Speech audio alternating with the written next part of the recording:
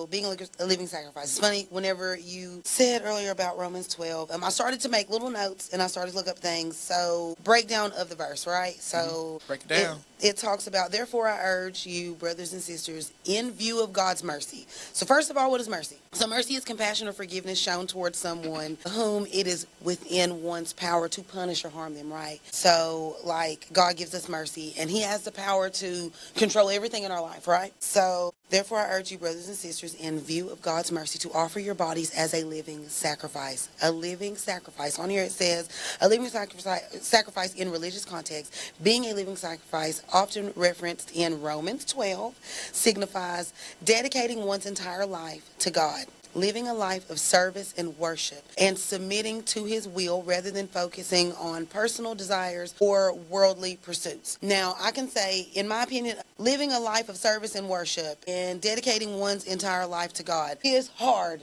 We will never, you will never fulfill that, let me tell you. Don't sit here and think that you will ever accomplish that, because you won't. But the point is to try every day. That's why you have to die to self. You have to be willing. God wants a willing vessel. He wants somebody that's willing to try. He didn't say willing to succeed, willing to at least try, to put forth the effort to, for instance, if someone, sins against you and you want to turn up on them, the fact that you were let me get my mind right, because I'm going to let my flesh respond and I'm going to go crazy. I'm going to lose you have to die to that and you have to take on Christ. How would he take on that situation? What would he do?